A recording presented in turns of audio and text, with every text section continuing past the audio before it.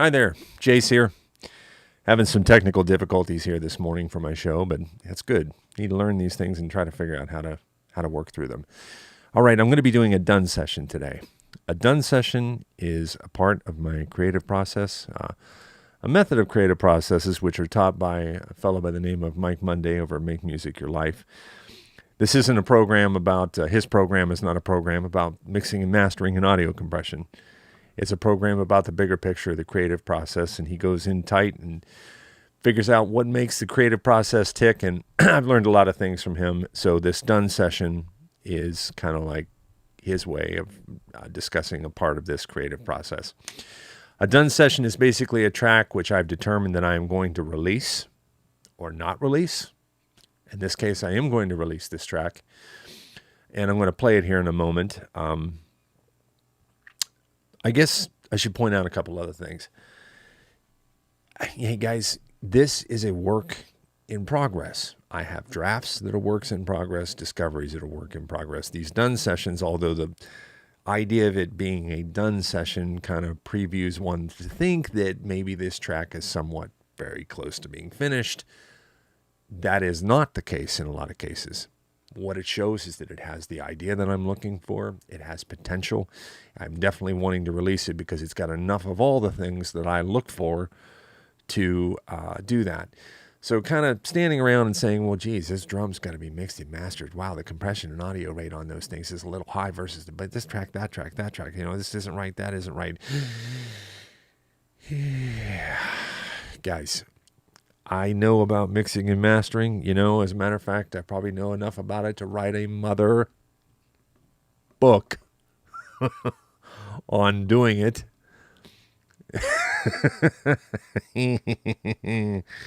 Yeah. So let's stay focused on getting this stuff finished and moving forward with the tracks. Today I'm going to be looking at trying to solve a problem. And after listening to this yesterday, I determined that I have a question about one particular part of this track. Let's go ahead and pull it up so we can see it. And it's this area right here that I'm going to be talking about. So the first thing I'm going to do, though, is I am going to do something called direct listening, which is basically listening to the music, not listening to thoughts about the music.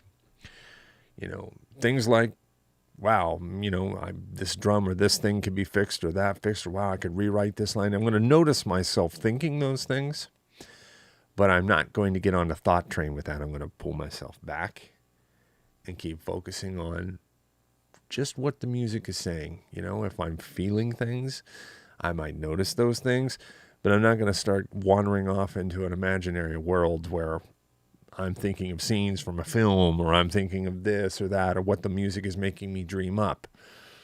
I pull myself back in and I listen to the track. Okay, let's go ahead and have a listen. Oh, wait a minute. Wait a second. Got two overlapping parts there. Let's go again. Man, I tell you, I am like batting 1,000 today.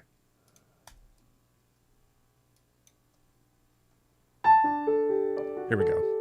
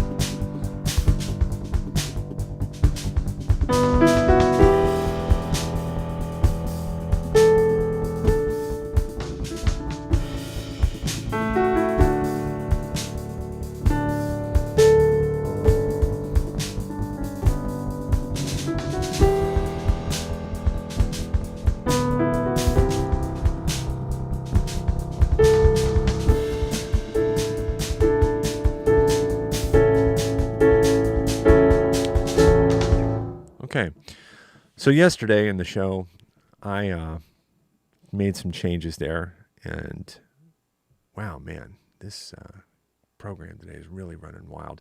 There was an update to Elgato Stream Deck, and it is just switching camera positions like crazy. And we'll see if I can finish out this today. I hope so. If not, I might have to take a look and reinstall the software that runs this or something, because it's acting like it's possessed. Anyway, hey, technology, here we go. All right. So looking at this, in the show yesterday, I addressed some drum issues that I don't know, I should say drum issues, some drum changes that I felt increased the flow of the track, interacted better with the tracking that was around it. And I'm going to talk a little bit more about the track today, a couple of things. I'm going to try to switch camera positions. This is probably crazy to even try. Okay, it worked. Woo. All right. So I'm using something in this track called minimalism. I love minimalism. Minimalism has been adopted to be part of my style, especially, I want to say, in the past 5-6 years as I moved through learning a lot of things about production and about the other things like mixing and mastering and stuff. And maybe learning all that information pushed me towards liking minimalism a lot more. But then I went and I listened to music by Arvo Part and some other amazing minimalistic composers that really got my ear going, imagination going. I love textures that repeat each other, like this thing. Let's see here. If I can get this to work.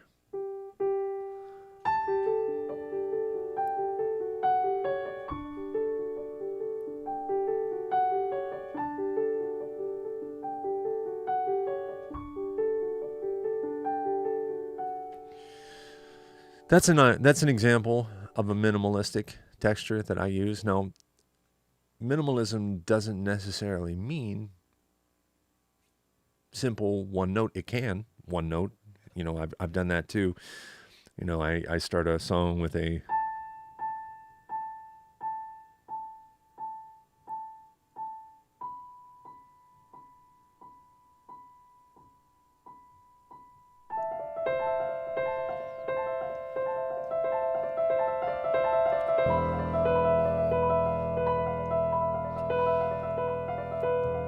note to self, warm up my hands before I do this the next time. It's a big learning process here.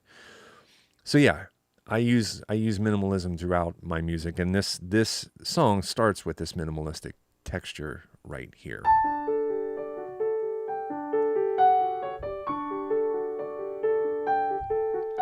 So I said I had a little bit of a problem, and this is something that, you know, I went to bed with on my mind.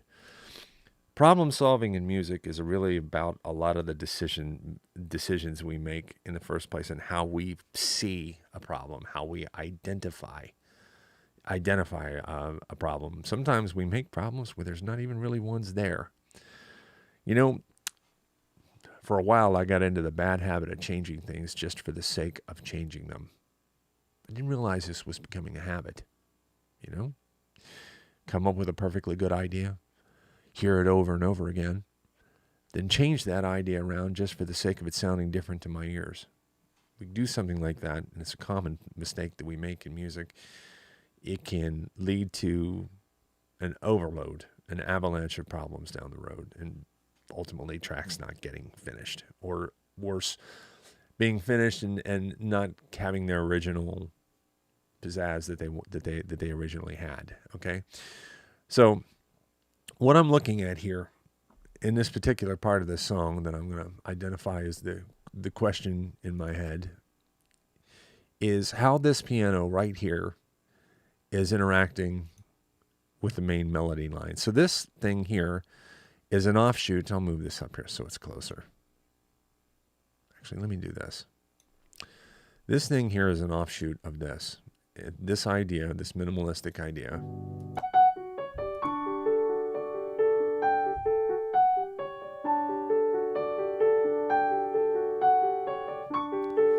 And then I'm trying to bring it back in.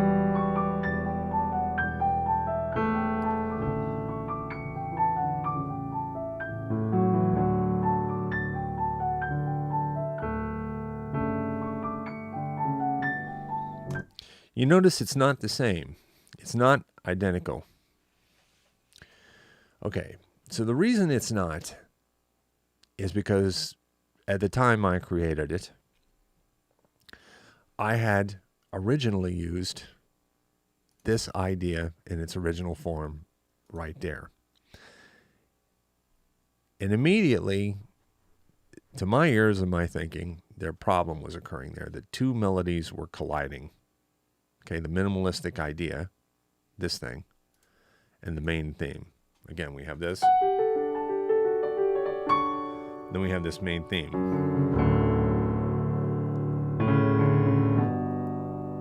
Okay. I thought that on the downbeat, both of these phrases, the way they're locked together, were putting too much emphasis on the same downbeat together.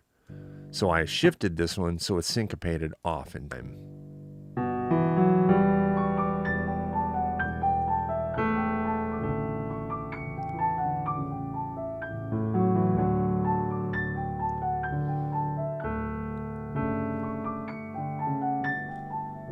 Okay, so here's what happened as a result of me doing that. Is a melodic relationship started taking place between these two lines that wasn't originally there. It's kind of antecedent. In music theory, we call this an antecedent and a consequent. Okay, whereas that relationship wasn't so strong before because this was a minimalistic texture over top of a melodic idea that stood on its own 2 feet. When I switched this into a syncopated position, it started interacting in this melody, creating that relationship. All right, so let me explain kind of what this is about.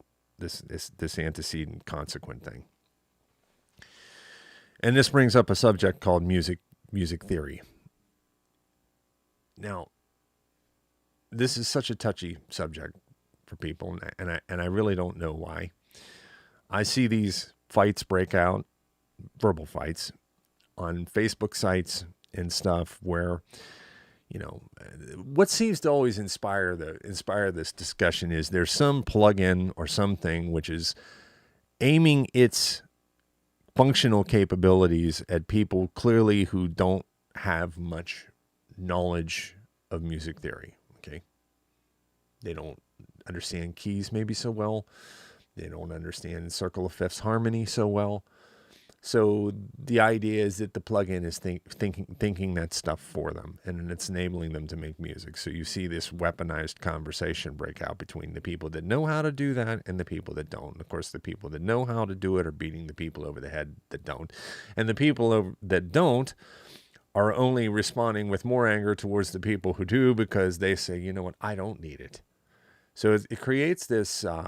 It injects this energy into this music theory battle, which music theory never wanted to be a part of, and music never really wanted to be a part of. Okay, so let's talk about this for a minute.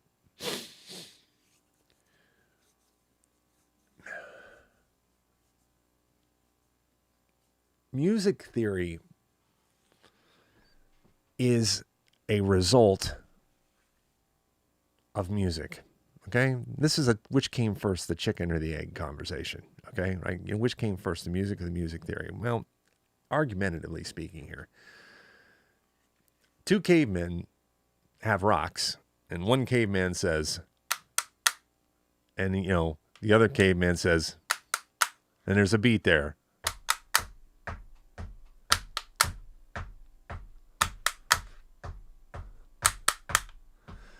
The cavemen aren't looking at each other saying, hey, you do the antecedent and I'll do the consequent. Antecedent, consequent. Okay. Music theory is a language that gives a structural dialect towards what is taking place inside of the music. Okay, that's all music theory really lives to do. Is it, how can we talk about something if we don't have a common vernacular to use, use to discuss these things, like musical phrases. Take something like,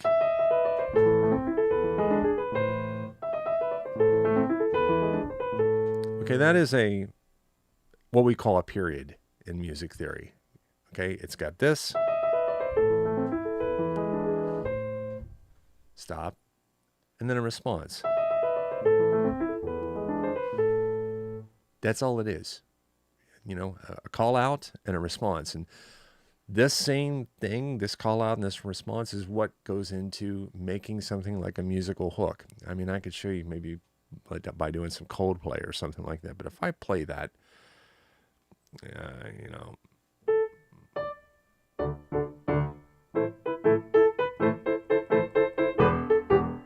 it's calling out and a response. Okay. Music theory just gives a language for that to happen, and it doesn't change the way, I don't think Beethoven had a piano student, and her name was Elise, and he had to get her music ready for that afternoon, and like most gifted composers, he probably put it off to the last minute. And he said, okay, I got to teach her chords, and she's not very well along enough to play them yet. So I'm going to write something that's very simple to play. I'm going to put it in the key of A minor because there's not much going on there in the sharp world, and make this as simple as possible. And he said, started out, probably said,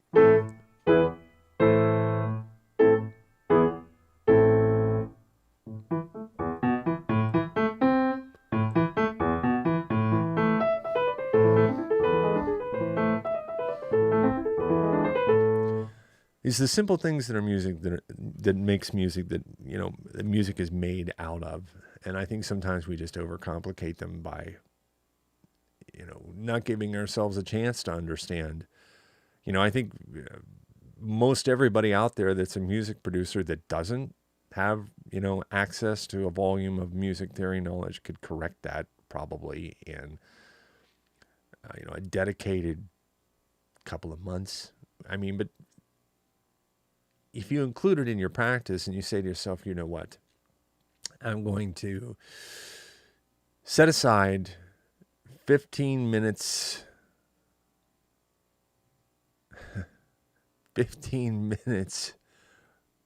per week of my time to learning music theory, you'd be surprised what you would learn in 4 weeks. You would be surprised what you would learn in 2 months. Just things like I taught today. This idea of a statement with an antecedent and a consequent. It's just not. Those are big music theory words to describe a very simple relationship. And the problem I'm having right now in this piece of music is that I'm creating a relationship where one didn't exist before. Let me show you what I mean by just kind of going in here. And this is going to be my experiment for the day on this track, is to see what the outcome is if I change this particular part here and what the result is going to be. And I'm going to try to determine that result right here, right now. I don't know if I might be rushing it. Who knows? So let me listen to this one time.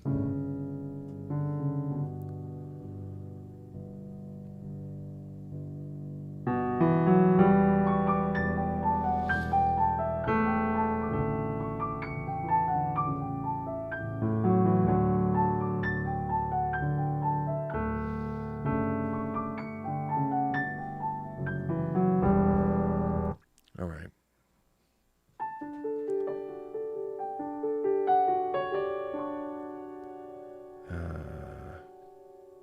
What would be a good way to do this? I guess I'll just stay here. I'm going to play this in over top of this now. I'm going to mute. I've gone ahead and I've muted the track that was there, and I'm going to go ahead and play now what was originally there back into the track.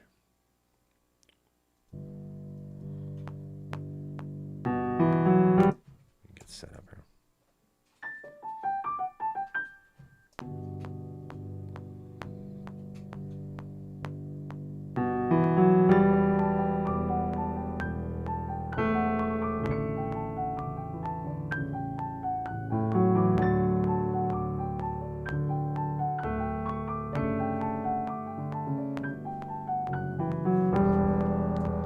Okay. Now, I've already heard enough there that I can make a couple of general statements about what just happened there. Let me see if I can. Just going to pull that out of there. Okay. Let me get back into the sauce here. All right. One thing that has changed is this track is now the same as this. We're creating more familiarity to the ear of the listener who is hearing this for the first time. Okay.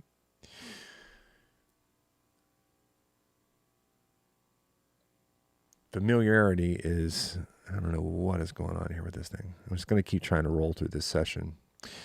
Familiarity is something which is important. You're trying to foster a relationship, of course, with music in the ear that is hearing it so that they can recognize themes and ideas. So one of the things that happens here right away is we get to hear something twice. And now that this is not interacting with this original melody line in the same way, it's not creating this antecedent consequent relationship with this thing. In other words, this track is not calling out to this track, and then this track is responding back to that track, and back and forth and back and forth. This is, again, back to the minimalistic approach where this thing's kind of just hanging out there. It's there, and in some ways it might be colliding with this thing, and that's not necessarily a bad thing. All right, let's go ahead now, and one time I'm going to ask you to follow through with me on this, since somebody might have stuck it out with this so far through my technical glitches today. Let's listen to this track up to this point right here, okay? Before.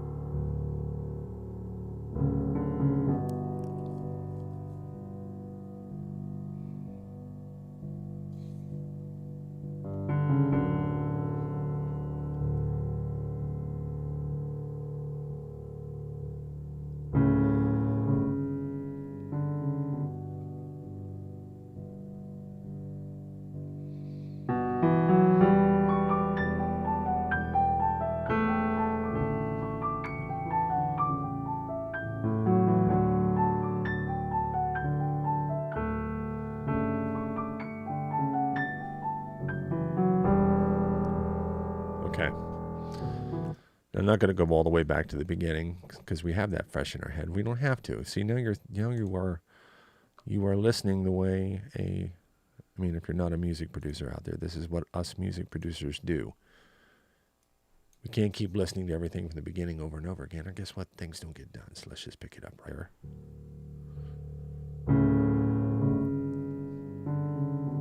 I'm going to turn this down just a little bit.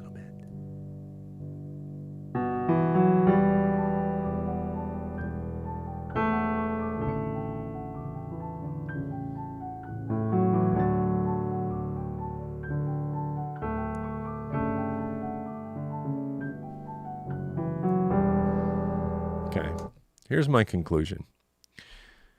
I'm still having a problem changing things that don't need to be changed, because that is what happened here yesterday. I wrote that thinking that, because these things are colliding on the downbeat in the same place at the same time, that shouldn't be that way. So therefore I should. And what happened? I rewrote that, and it created this melodic relationship between these two tracks that wasn't there before. And that one little thing completely changed the direction of the track there in a unanticipated place. Okay, it could be argued sometimes that, hey, sometimes good things can happen when you do that, but more often than not, it's better just to leave something alone. I don't know if that came through or not. More often than not, it's better just to leave something alone and not mess with it in the first place. So it's a lesson there for today. I'm going to go ahead and call this. I had some other things I wanted to talk about, but there's obviously some technical problems going on here today, and I have no idea what that's going to result in. So I'm going to go ahead and see if I can get my head wrapped around that. I wish all of you a good day. Thanks for tuning in with me. This track will continue into session 9, where I have some brand new things that I'm going to be adding to the track, okay? And we'll talk about that very soon because I've got a lot of work to do on this track, and I intend to get it done lickety-split.